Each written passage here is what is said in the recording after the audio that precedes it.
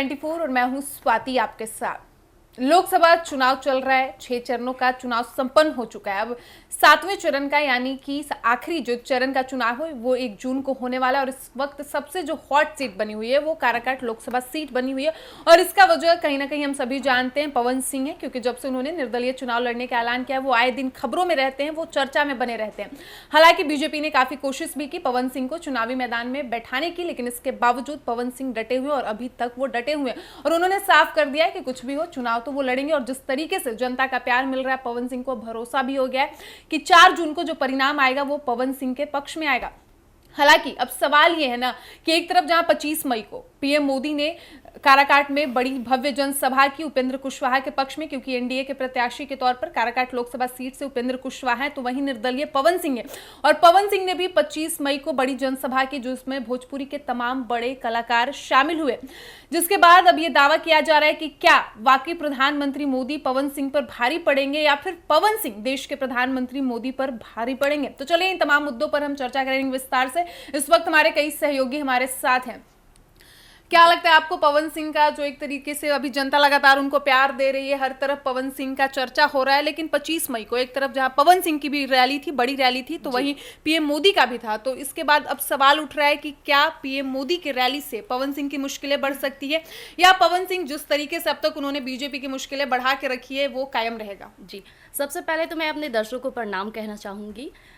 जिस तरह से माननीय प्रधानमंत्री नरेंद्र मोदी उपेंद्र कुशवाहा के लिए रैली में आए और इवन बीजेपी के तमाम नेता भी, दिग्गज नेता आए, तो मैं यही कहना चाहूँगी, पवन सिंह का एक न्यूज़ था जिसमें उन्होंने कहा कि मुझे किसी अगेंस्ट पार्टी से कोई दिक्कत नहीं है, मैं अपने जनता के लिए खड़ा हूँ, अपने जनता के लिए यही करूँगा और मुझे पैसों की भी ज़रूरत नहीं है कि मैं पैसों के लिए ये चुनाव लड़ रहा हूँ। मैं लिखित दे सकता हूँ कि मैं चुनाव के बाद जो भी पैसे जीतूंगा मैं अपने जनता को दे दूंगा। मुझे बस उतना ही चाहिए कि जिसमें मैं जनता का सेवा करना चाहते हैं, जितना मैं खुद खा सकूं और मेरे घर कोई अतिथि आए उसे खिला सकूं। तो पवन सिंह के इस बयान से तो साबित होता है कि उन्हें कोई भी आए, माननीय प्रधानमंत्री नरेंद्र आए या बीजेपी के तमाम दिग्गज नेता आए, पवन सिंह को फर्क नहीं पड़ने वाला है। पवन सिंह अब तक जो चुनावी प्रचार वो करते आ रहे थे वो गाड़ियों से कर रहे थे, हालांकि आज से वो हेलीकॉप्टर पे और खेसारी लाल यादव के साथ प्रचार करते नजर आएंगे। तो इसका क्या प्रभाव पड़ने वाला है? देखिए, दबदबा तो दिखा रहे हैं पवन सिंह कि हाँ भाई, कोई कोई कसर नहीं छोड़ रहे हैं। हाँ बिल्कुल, हम किसी से कम नहीं और मुझसे बढ़कर कोई नहीं। और ये चीज़ है कि पवन सिंह अब उतर गए हैं। देखिए, पार्टी से बीजेपी ने उन्हें जैसे ही निकाला, निष्कासित किया, उसके बाद से एक सवाल पहले भी उठ रहा था और अभी भी उठ रहा है। पहले इस मायने से उठ रहा था कि पवन सिंह बीजेपी के साथ हैं और उनके साथ ही रहेंगे, सिर्फ वोट काटने का काम कर रहे हैं। दूसरी बात ये निकल कर अब आई, जब निष्कासित हो गए, कि दूसरी बात ये आई है कि पवन सिंह जीत जाते हैं तो बीजेपी के पास फिर से चले जाएंगे और बीजेपी अपना लेगी। एक तरह से चाल है जो विपक्ष बता रही है इस बात को लेकर और यही चर्चा भी हो रही है। लेकिन जब भी मीडिया कर्मी कोई भी कलाकार से पूछ रहे हैं, चाहे मेगा स्टार खेसारी लाल यादव हो या कोई अभिनेत्री हो, उनसे पूछ रहे हैं, तो उनका कहना है कि पवन सिंह को किसी पार्टी की ज़रूरत नहीं है और वो काफ़ी है, वो शेर हैं और वो लड़ सकते हैं। जनता उन्हें प्यार भी दे रही है और उन्हें भरोसा भी है कि उनकी जीत हो रही है। बिल्कुल बिल्कुल। लेकिन स्वाति, यहाँ पर ना समीकरण का खेल भी देख सकते हैं हम लोग। दो चीज को इनकार करने से बात नहीं बनेगी। अगर हम कहेंगे कि सिर्फ पवन सिंह का ही बोलबाला है तो भाई ये से हो जाएगा, हाँ, एक तरफा तो होगा नहीं। बिल्कुल। तो ऐसा नहीं है कि पवन सिंह बहुत अच्छे बहुमत से जीतेंगे, वोट नहीं कटने वाला है, कटेगा वोट बिल्कुल। जैसा कि आप देख सकती हैं कि बीजेपी के जो लाभार्थी वोट्स हैं और कट्टर बीजेपी हैं वो तो भाई बीजेपी को वोट करेंगे ही।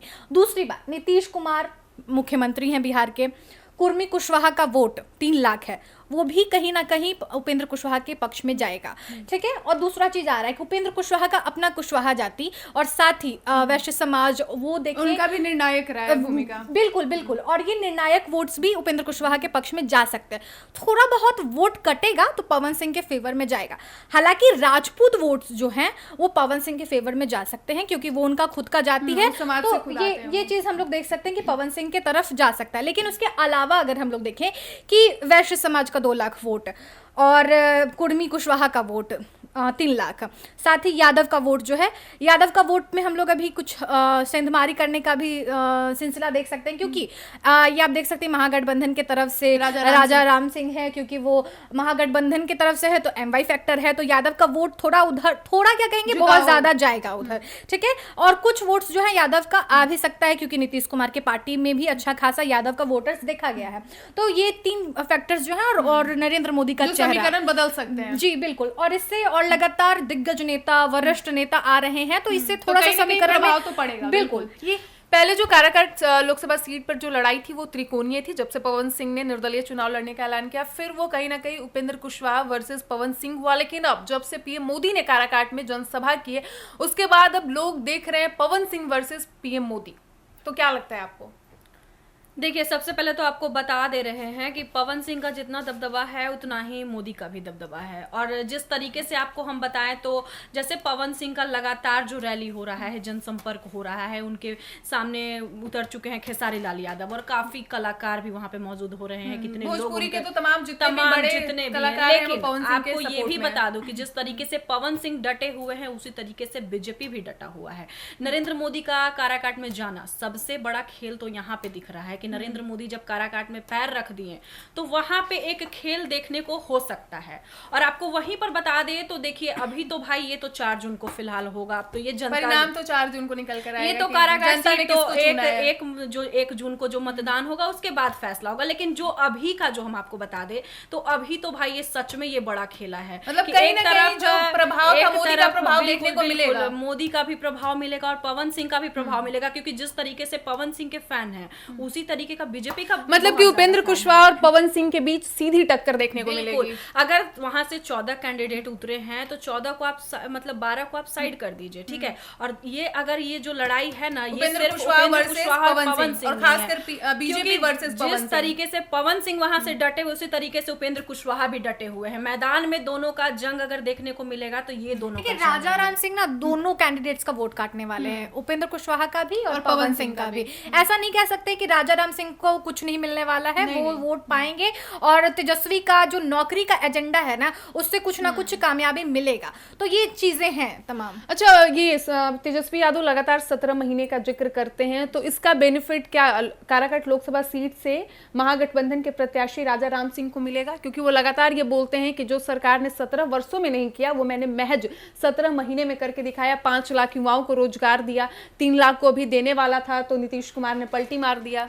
देखिए, बिहार में कुछ ऐसे दबदबे हैं, जैसे कि तेजस्वी यादव के पिताजी लालू यादव को लेकर के बिहार में उतनी अच्छी छवि है नहीं।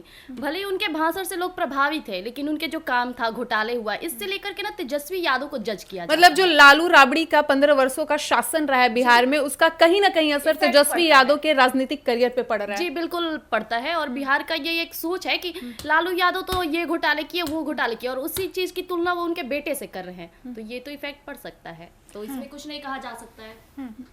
अब क्या लगता है, पवन सिंह जैसे इन्होंने कहा कि अब कहीं ना कहीं 50-50 का जो मुकाबला हो गया है पीएम मोदी के काराकाट आने से, तो वैसे क्या लगता है जो परिणाम आएंगे? अब जनता अभी तो साथ दे रही है पवन सिंह का, लेकिन 1 जून को मतदान है, 4 जून को परिणाम आएगा, तो उसके बाद जो पीएम मोदी आए हैं उसमें पवन सिंह की कितनी मुश्किलें बढ़ेगी? क्योंकि पीएम मोदी के दौरे से पहले कहीं ना कहीं ऐसा लग रहा था कि वो एक पक्षीय हो गया, सिर्फ पवन सिंह के पक्ष में ही वोट जाएगा, पवन सिंह को ही सपोर्ट मिल रहा है, क्योंकि जितना जनसैलाब जिस तरीके से उमड़ रहा है पवन सिंह के जनसभा में, लेकिन पीएम मोदी कहीं ना कहीं पवन सिंह का खेल थोड़ा बिगाड़े हैं। स्वाति, देखिए 2019 का लोकसभा चुनाव, कोई भी अगर आगामी चुनाव जो होता है, जब भी चर्चा होती है, जैसे कि 2024 का चुनाव, तो उसमें ना पिछले चुनाव को लेकर चला जाता है कि क्या कुछ उसमें रहा है, किन किन बातों को देखा गया। तो उस वक्त उपेंद्र कुशवाहा भी थे, एनडीए के तरफ से थे, महाबली, तो एनडीए का जीत हुआ।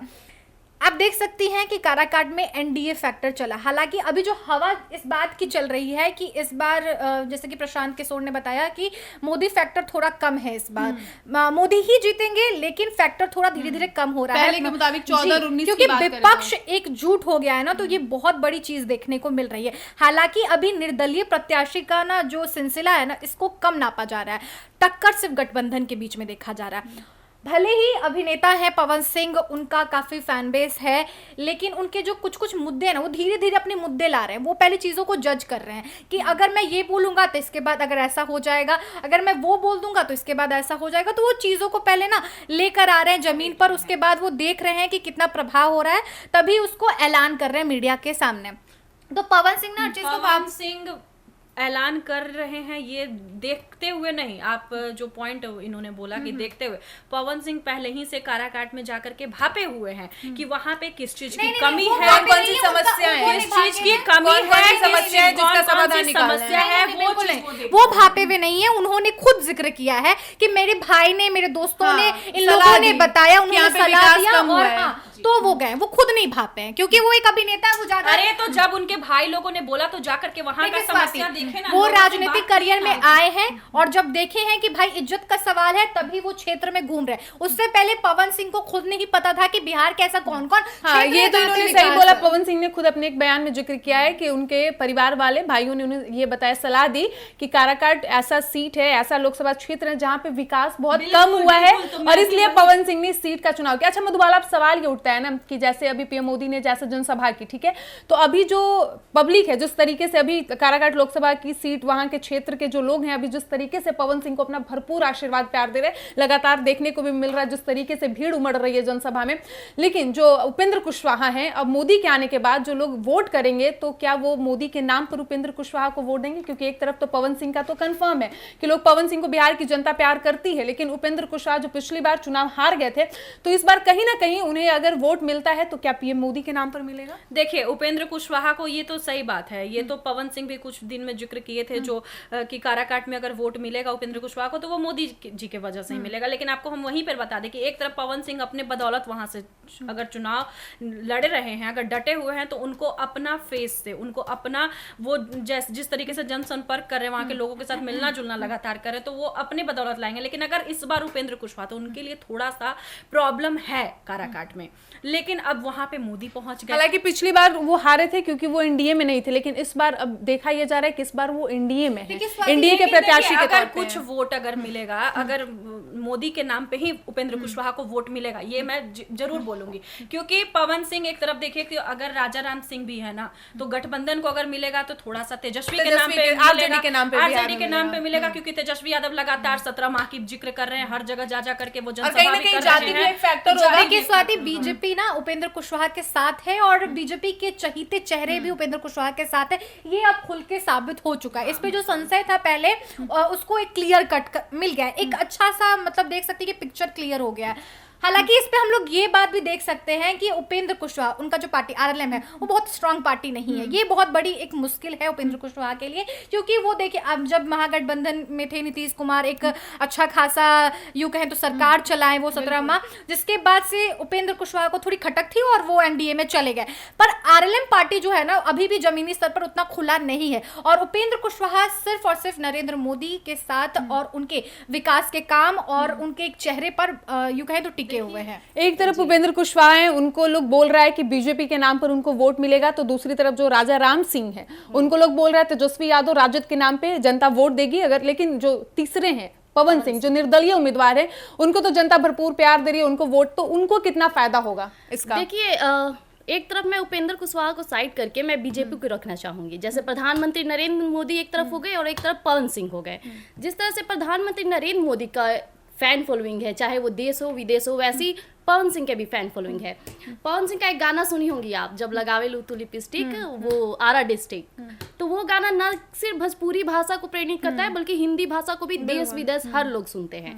और वही काम मोदी जी भी किए हैं, वो न सिर्फ इंडिया का ही विकास किए बल्कि विदेशों में जाकर के इंडिया की जो रिलेशन पर पवन सिंह को हम लोग नहीं ला सकते, क्योंकि अभी तो उन्होंने वो तो 5 वर्षों के बाद देखिए 12 से 14 साल वो बीजेपी के साथ वो खुद रहे हैं, तो वो खुद बीजेपी के साथ रह के बीजेपी के एजेंडों पे अभी तो उन्होंने अपने राजनीतिक करियर की शुरुआत की है, वो तो हम 5 वर्षों बाद ही करेंगे। यदि वो जीतते हैं, जनता मौका देती है तब इस पर विचार करेंगे। अगर हम लोग बात करेंगे तो अभी बीजेपी पे ही बात करेंगे, क्योंकि बीजेपी विकास की है वहां से, भले ही उपेंद्र कुशवाहा ने काराकाट में नहीं कुछ भी किया है, लेकिन बीजेपी को देखिए तो हर जगह विकास का काम हुआ है। सरकार है तो लोग उसी हिसाब से देखते हैं, उसी नजरिए से देखते हैं। और अगर अभी पसंद भी लोग कर रहा है ना तो नरेंद्र मोदी के वजह से पसंद जनता कर रहा है। का एक फैंस और एक दिल से लगाव है ना, वो पवन सिंह के साथ है, एक अटैचमेंट ना जनता का दिख रहा है, तो वो चीज है। मेरे लिए भी अगर स्वाति कोई मेरे आइडियल है, कोई अभिनेता है जिनको हम बहुत पसंद करते हैं, मेरे फेवरेट अगर लिस्ट में वो आएंगे सामने तो मैं भी कूद के जाऊंगी। और अगर आपको एक बात बता दे तो पवन सिंह के मतलब मुख पे ना सरस्वती का